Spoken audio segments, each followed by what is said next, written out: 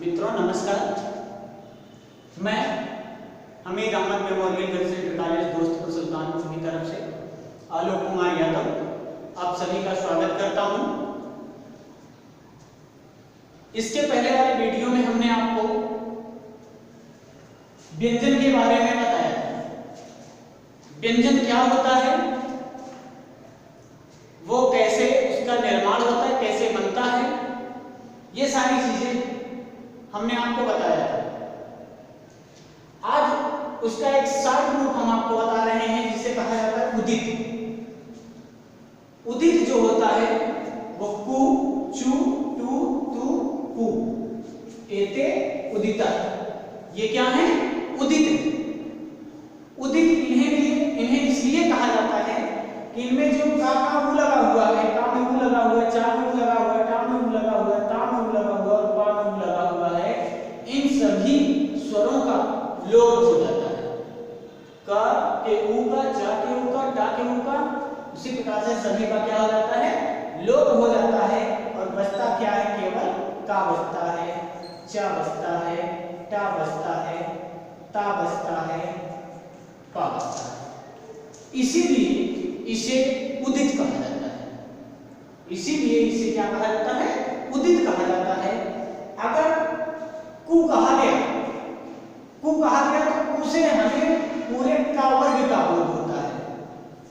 कु से पूरे का वर्ग का बोध होता है।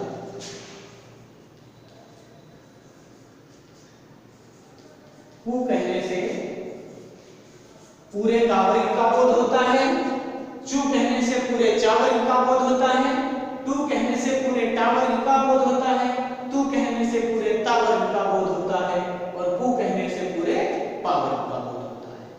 तो इसीलिए इन्हें क्या कहा जाता है? उदित कहा जाता है। ये पांचों वर्गों के जो पहले अक्षर हैं, पांचों वर्गों के जो पहले अक्षर हैं, उन्हें ही उदित कहा जाता है। उदित समझ में आ गया? आगे चलते हैं हम। हमने आपको बताया था कि व्यंजन जो होते हैं वो तीन प्रकार के होते हैं। व्यंजन वर्ण जो होते हैं वो तीन प्रकार के होते हैं।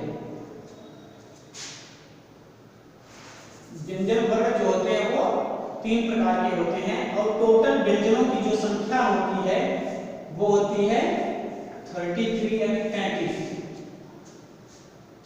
जो व्यंजन तीन प्रकार के होते हैं वो कौन कौन से हैं? एक होता है आपका स्पर्श व्यंजन,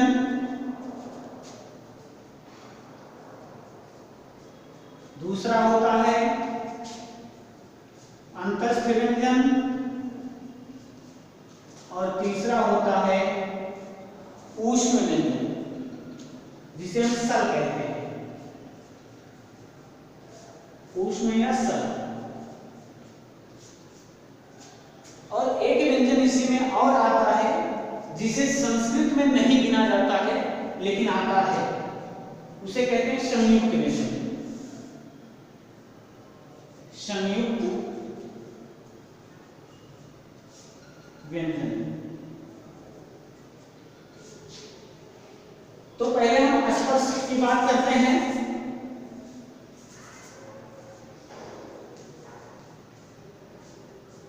इसमें हमने आपको एक सूत्र बताया था, कादयो मावशाना स्पर्शा।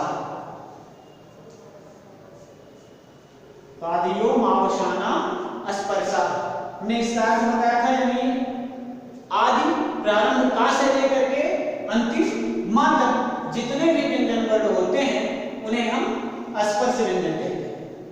उन्हें हम क्या कहते हैं? स्पर्श व्यंजन। जैसे पहला है आपका का वर्ग।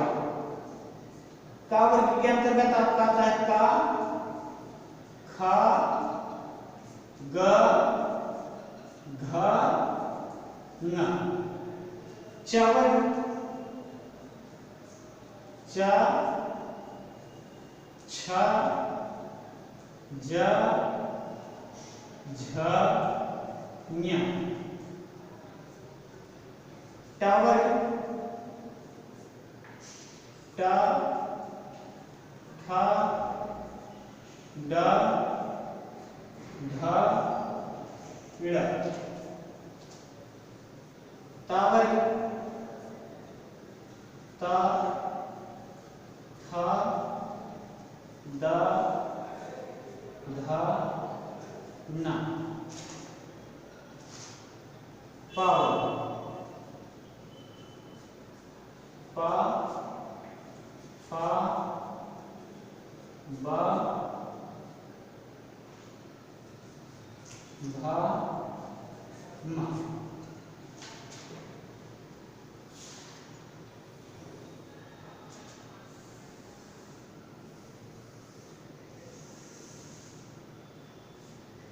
ये पूरा आपके स्पर्श व्यंजन कहलाते हैं।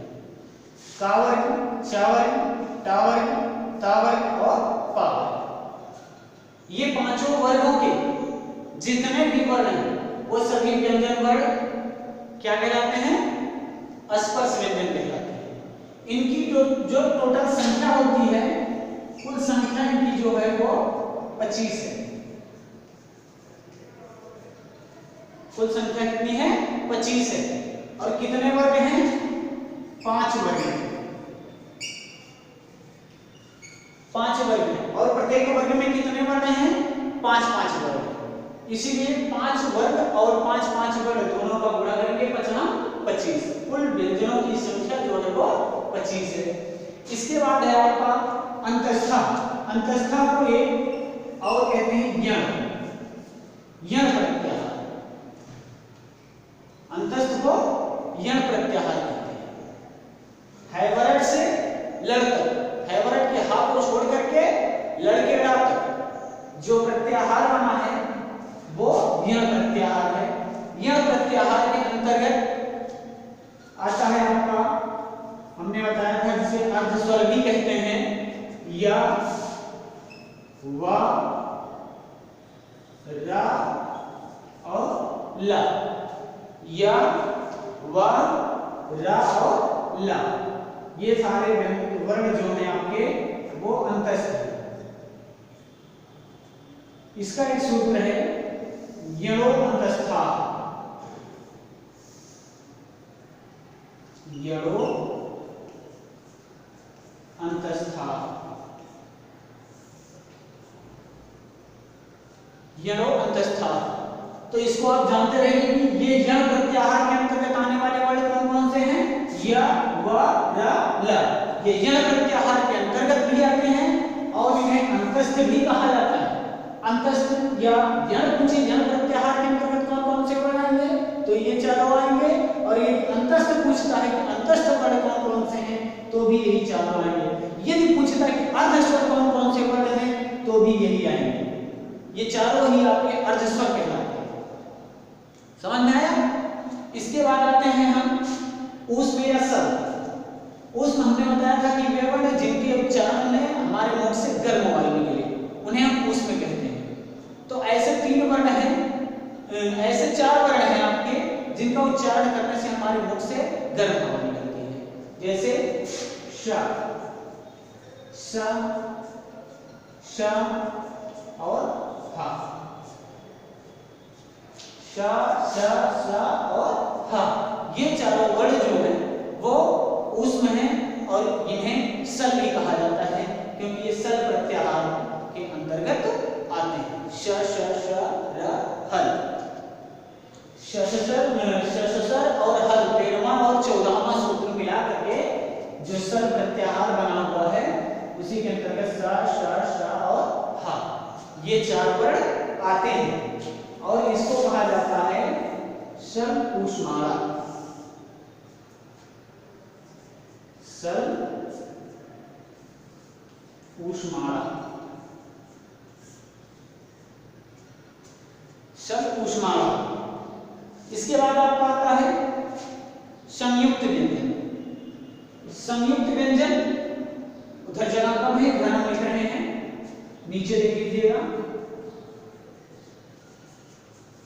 संयुक्त व्यंजन जैसे आपने स्वर में पढ़ा था संयुक्त स्वर कितने हैं? 4 जी, संयुक्त स्वर 4 हैं और उन चारों संयुक्त स्वरों में कौन कौन से हैं? ए, ओ, ऐ और औ। ये 4 संयुक्त स्वर हैं। उसी प्रकार से आपके व्यंजन में जो कि संस्कृत में नहीं गिने जाते हैं, पहले तो 3 ही संयुक्त व्यंजन थे लेकिन अब 4 हो गए हैं। एक नया संयुक्त व्यंजन आकर के उसमें स्राज हो गया है, नहीं तो पहले 3 ही संयुक्त व्यंजन थे, छ, त्र और ज्ञ। ये 3 ही संयुक्त व्यंजन थे, छ, त्र, ज्ञ। इसी के आगे आ भी लिख लेते हैं जिससे ये लगे कि हाँ इसके आगे भी कोई है। तो छ इस संयुक्त व्यंजन, जैसे संयुक्त स्वर में आपने देखा कि 2 स्वरों के मेल से बनता है, तो यहाँ पर जो संयुक्त व्यंजन है वो 2 व्यंजनों के मेल से बनता है। संयुक्त व्यंजन जो है वो कितने? 2 व्यंजनों के मेल से बनता है। जैसे छ का निर्माण कैसे होता है? तो का धन खष्टी स बराबर छ, ता धन र बराबर त्र, और ज्ञ का निर्माण जो होता है ज प्लस ञ से होता है, ज प्लस ञ बराबर ज्ञ। इस तरह से संयुक्त व्यंजनों का निर्माण होता है। लेकिन एक चीज और है इसमें, अभी तो आपने देखा कि ये सब आधे आधे हैं, तो जो बनेगा वो आधा ही बनेगा, छ भी आधा बनेगा, त्र भी आधा बनेगा और ज्ञ भी आधा बनेगा। आप जानते हैं कि व्यंजन जो होता है वो स्वरयुक्त होता है, इसीलिए अभी इसमें आ जुड़ करके ये पूरा हो जाएगा। तो हम इसको पूरा कर देते हैं। का धन सा धन आ बराबर छ, ता धन रा धन आ बराबर त्र, जा धन्या धन आ बराबर ज्ञ। ये अब आपका पूर्ण व्यंजन। तो इस तरह से आपने देखा कि जो व्यंजनों की टोटल संख्या वो 33 है संस्कृत में। अगर संयुक्त व्यंजन को हम जोड़ लेते हैं तो व्यंजनों की संख्या 33 से ज्यादा हो जाती है, 33 से ज्यादा हो जाती है। लेकिन हमने आपको पहले ही बताया कि संस्कृत में संयुक्त व्यंजन की गणना नहीं की जाती है, इसलिए टोटल व्यंजन जो संस्कृत में बताए गए हैं वो केवल 33 बताए गए। ये आपके 25 और ये आपके 4 और ये आपके 4,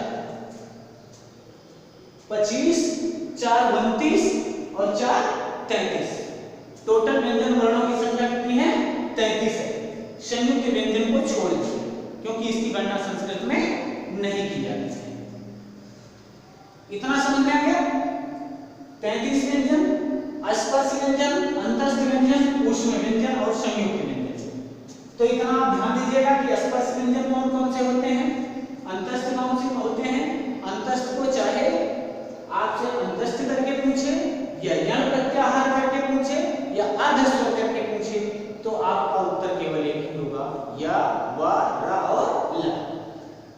यहां पर ऊष्म वर्ण पूछे या स्वर प्रत्याहार का वर्ण पूछे तो आपका उत्तर क्या होना चाहिए? श, स, श और ह। ठीक, इतना समझ में आ गया? आगे चलते हैं हम फिर।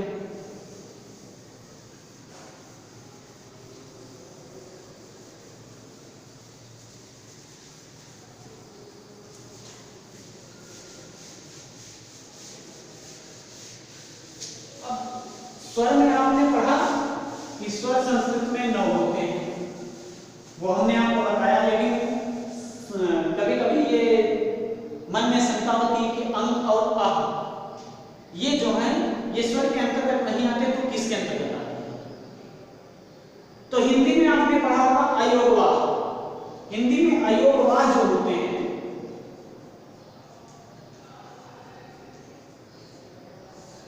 पहले अयोगवाह को हम समझ लेते हैं। अयोगवाह का मतलब होता क्या है? ये आ प्लस योग प्लस वाह। आ जो है वो उपसर्ग है, बिना,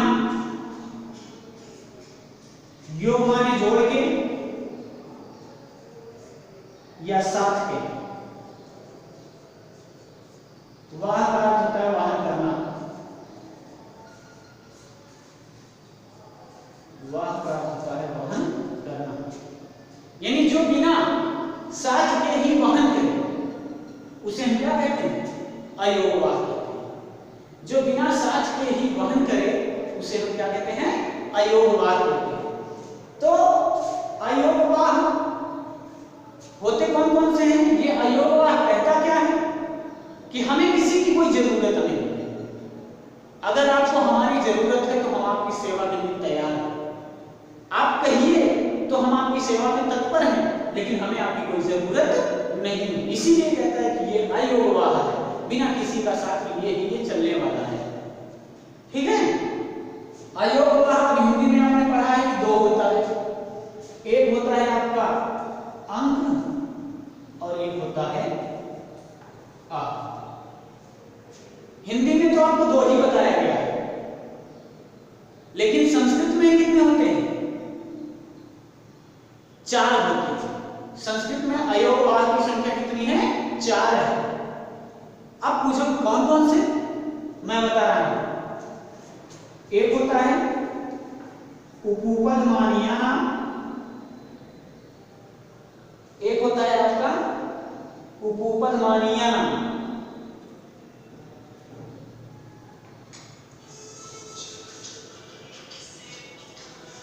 या कह सकते हैं उपदमानी। उपदमानिया नाम नहीं, उपदमानी कह सकते हैं आप। उपदमानी। और दूसरा होता है जिह्वामूली। उपदमानी और जिह्वामूली, अंग, अह, उपदमानी और जिह्वामूली, ये मिलाकर के 4 क्वेश्चन 4 होते हैं अयोगवाह संस्कृत में। संस्कृत में टोटल अयोगवाह की संख्या कितनी हुई? 4 हुई। ये परीक्षा में पूछा जा चुका है, टीटी के यूपी टीटी की परीक्षा में पूछा जा चुका है कि संस्कृत में अयोगवाह वर्णों की संख्या कितनी है। तो जिनको नहीं पता था वो 2 मान के आए, अंकोरा, और जिनको पता था उन्होंने 4 लगाया। तो इस प्रकार से थोड़ा सा एक फोन आ रहा है, हम रिसीव कर लेते हैं।